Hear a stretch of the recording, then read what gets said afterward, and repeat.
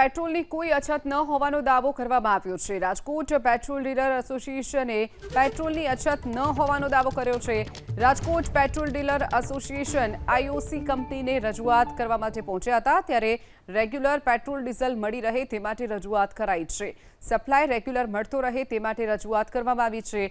Petrol ડીઝલની કોઈ અછત નથી તેવી પણ ડીલર એસોસિએશને વાત કરી છે। ઓવરલોડના કારણે સપ્લાયમાં થોડુંક મોડું થઈ રહ્યું છે। ભાડાની ગાડી નથી મળી રહી, ડીલરની ગાડીમાં વાંધો નથી આવતો, આ તમામ વાત ડીલર એસોસિએશને કરી છે। તો રાજકોટમાં કોઈ પણ પ્રકારનું પેટ્રોલ ડીઝલના જથ્થાની ઘટ ન હોવાની રાજકોટ પેટ્રોલ એસોસિએશનના જે ડીલરો છે તેમણે વાત કરી છે। સાથે જ ભાડાની ગાડીઓ નથી મળતી, પરંતુ ડીલરની જે ગાડીઓ છે તે મળી રહે છે, જેના કારણે કોઈ વાંધો નથી આવતો। ઓવરલોડના કારણે સપ્લાયમાં થોડુંક મોડું થઈ રહ્યું છે તેવી વાતનો પણ સ્વીકાર ડીલરોએ કર્યો છે। પેટ્રોલ ડીઝલની કોઈ અછત નથી તેવી પણ વાત કરવામાં આવી છે। તો સપ્લાય રેગ્યુલર મળે તે માટે પણ રજૂઆત કરવામાં આવી હતી। તો આજે એક બેઠક મળી હતી, રેગ્યુલર જે પેટ્રોલ ડીઝલ મળી રહે તે માટેની રજૂઆત ડીલર એસોસિએશને કરી હતી। કોઈ પ્રકારની ઘટ નથી, પરંતુ ચોક્કસથી થોડુંક મોડું જથ્થો મેળવવામાં થઈ રહ્યું છે। આ તમામ વાતનો સ્વીકાર તેમના દ્વારા કરવામાં આવ્યો છે।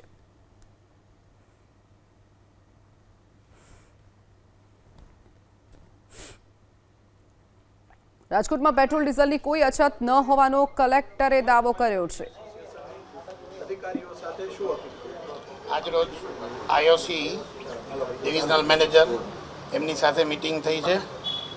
સપ્લાયની કોઈ જાતની ચિંતા કરવાની જરૂર નથી, સફિશિયન્ટ સ્ટોક છે। જે કંઈ મિસમેનેજમેન્ટ થયું છે એ સેટરડે સન્ડેને કારણે થયું છે, અને આજ સાંજ સુધી અથવા તો આવતીકાલ સવાર સુધીમાં પોઝિશન એકદમ ક્લિયર થઈ જશે। કોઈ જગ્યાએ શોર્ટ આઉટ નહીં રહે। ડીલરોને બધા સાથે જ છે, બધાને સૂચના અપાઈ ગઈ છે। કંપનીઓએ ઘણા બધા એવા ચેન્જીસ કર્યા છે કે એક સાથે એક ડીલર 20,000 લીટર માલ ન ઉપાડી શકે તો 2 ડીલરને સાથે કરીને આપશે, પણ સપ્લાય આપતા રહેશે, કોઈને તકલીફ પડવા નહીં દે। આટલી ખાતરી આઈઓસી તરફથી આજે મળી છે। જે કંઈ એના અગાઉ હતા બ્લોકેજના ને એ બધું દૂર કરવામાં આવ્યું। કોઈ જાતનું હવે બ્લોકેજ છે નહીં, અને ડીલરો શાંતિથી એની જરૂરિયાત પ્રમાણે માલ મંગાવી શકશે। અત્યારની મિટિંગમાં આ રીતે નક્કી થયું, છતાં સાંજ સુધીમાં જે કંઈ ચોખવટ કરવાની હશે એ સાહેબ સાથે કરી લેશું અને થઈ જશે। કોઈ એમાં મોટો ઇસ્યુ નથી। જે કંઈ પ્રોબ્લેમ છે એ રજાને કારણે થયો છે, અને નેક્સ્ટ 8 દિવસમાં એ બધું ક્લિયર થઈ જશે એવું સાહેબનું કહેવું છે। થઈ જશે, બધાને માલ મળતા સવારથી સાંજ પડશે। સવારે ગાડી ભરાય, સાંજ સુધી ત્યાં પહોંચતા ટાઈમ લાગે એટલો જ ટાઈમ લાગશે। સફિશિયન્ટ સ્ટોક છે। નાયરા અમારામાં નથી આવતું, ઇન્ડિયન ઓઇલની હું વાત કરું છું। ઇન્ડિયન ઓઇલ પૂરતી વાત છે આ। Nayara is a private player, Indian Oil ગવર્મેન્ટની કંપની છે। 57% સ્ટેક ઇન્ડિયન ઓઇલનો છે, જે સૌથી વધારે છે, જેને કારણે સૌથી વધારે તકલીફ આઈઓસીમાં જ પડે છે। બીપીસી આઈઓસી આ બીપીસી અને એચપીસીની ટોટલ 43% છે સ્ટેક, અને 57% આઈઓસીનો છે, જેને કારણે વધારે તકલીફ આઈઓસીમાં પડે છે। ના, કોઈ નથી। અત્યારે બધું કેશ ઓન ડિલિવરી જ છે, અને એ 8 દિવસ પહેલાં જ બધા ડીલરોને કહેવાઈ ગયું છે, અને ઓલ ઓવર ઇન્ડિયામાં આ કાયદો લાગુ પડે। રાજકોટ માટે નથી। હું ગુજરાતનો જનરલ સેક્રેટરી છું, એટલે ગુજરાતની મને ખ્યાલ છે, જરૂર નથી। ઉપલેટામાં 4 દિવસથી બંધ છે, અને એ ભાઈ અહીંયા અત્યારના હાજર છે। બધાને તકલીફ એક જ છે કે જેની પોતાની ગાડી નથી, ટ્રાન્સપોર્ટની ગાડીમાં આવે। ટ્રાન્સપોર્ટની ગાડીઓ કંપનીના ટેન્ડર્સ 5 વર્ષ પહેલાં બહાર પડી ગયેલા હોય છે। અત્યારે કંપનીને જરૂરિયાત છે 50 ગાડીની, જ્યારે ટ્રાન્સપોર્ટની ગાડી 25 જ અવેલેબલ છે, કે જે ઓલરેડી અંદર એગ્રીમેન્ટથી બંધાયેલી છે।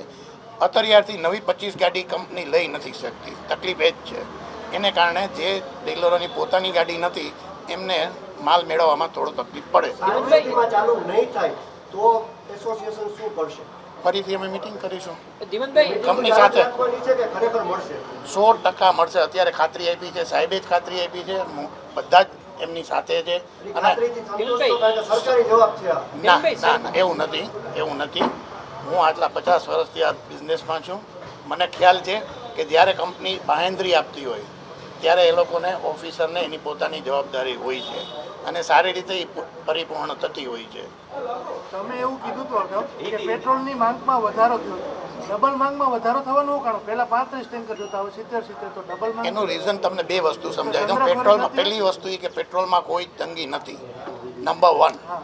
હવે બીજી વસ્તુ આવે ડીઝલમાં. ડીઝલમાં એસઆર બંધ થઈ ગયા, નાયરા બંધ થઈ ગયા છે, રિલાયન્સમાં અમુક બંધ છે અને કન્ઝ્યુમર્સ જે ડાયરેક્ટ લેતા હતા કંપનીઓ પાસેથી, જેના 22 રૂપિયા લીટરે કંપનીઓએ વધારી આપ્યા, એનો બધો જ લોડ રિટેલ આઉટલેટ ઉપર આવ્યો છે. તો પછી ડિમાન્ડ તો વધવાની જ, જેટલી ગાડીઓ છે એટલી જ સપ્લાય થવાની છે. હેમંતભાઈ, ક્રૂડના ઉત્પાદનની અંદર અસર પડી છે તો લાગે છે અઠવાડિયે 10 દિવસમાં આ જે સપ્લાય ચેન છે એ ખોરવાઈ શકે છે? ના, બિલકુલ નહીં. આજની તારીખે આવતા કોઈ પણ સંજોગોમાં આવતા દિવસોમાં એવી કોઈ શોર્ટેજ દેખાતી નથી.